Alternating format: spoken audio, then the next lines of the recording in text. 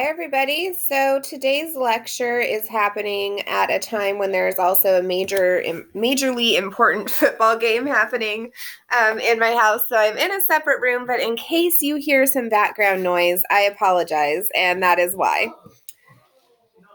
Okay, so we're looking at ways to respond. So if you've read They Say, I Say, which you should have by now, it talks about three different ways that you can respond to various arguments. And basically, they come down to yes, no, or okay, but. Pop quiz! Just kidding, you're not in person, so you get to escape the pop quiz. Aren't you lucky?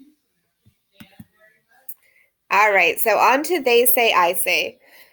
When you first encounter a new argument, it's important to use critical thinking, annotating, and close reading skills to identify and understand the author's arguments. But once you have a good understanding of an argument, sometimes it's also necessary to respond to that argument. And so, overall, there are three different ways to do this. Either you completely agree, which happens very, very rarely, or you completely disagree, which also is kind of rare, or both agree and disagree. So this is going to be the most common one because, as we have discussed, problems and, issues and things in the real world are very rarely, pretty simple, right? So most of the time when you read about something or you look at what somebody else has to say about a particular thing, you'll find that you both agree and disagree, and that's okay.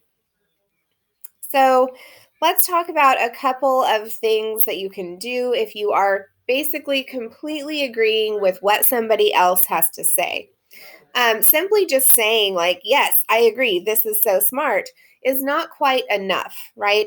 Instead, it's important to explain some ways in which your views are maybe a little bit different, new, fresh, or otherwise not exactly the same as whatever the argument that you are responding to has to say.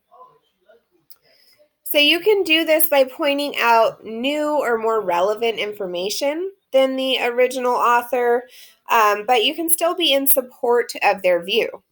You can also do this by explaining the original view in a new or more relevant or more updated way. And in any case, you're still agreeing with the author, but you're doing a little bit more than just saying, yes, I agree, and then moving on. So you need to kind of tell us some ways in which you agree or further give us some reasons why.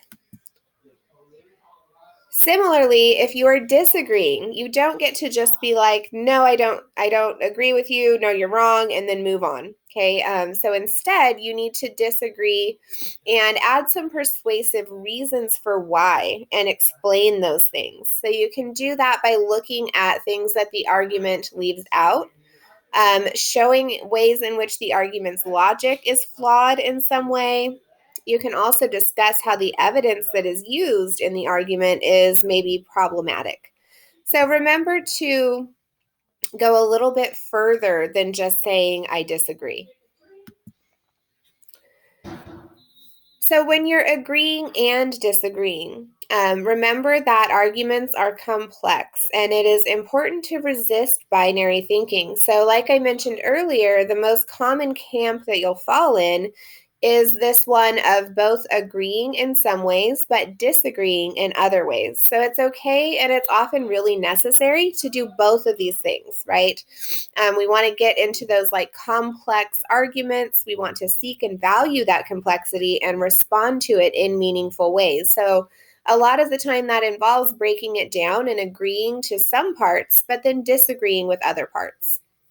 So when we make those concessions, when we say, yes, this person is right about this, however, I don't think that they, really have the strongest argument in this case. That can actually strengthen your own argument because it shows that you're able to accept and discuss the views of others, even if you disagree with them. So it's a good thing in terms of demonstrating that critical thinking and showing that you're spending lots of time working on your views, if you can both agree and then also disagree. So quick recap, your three ways that you can respond.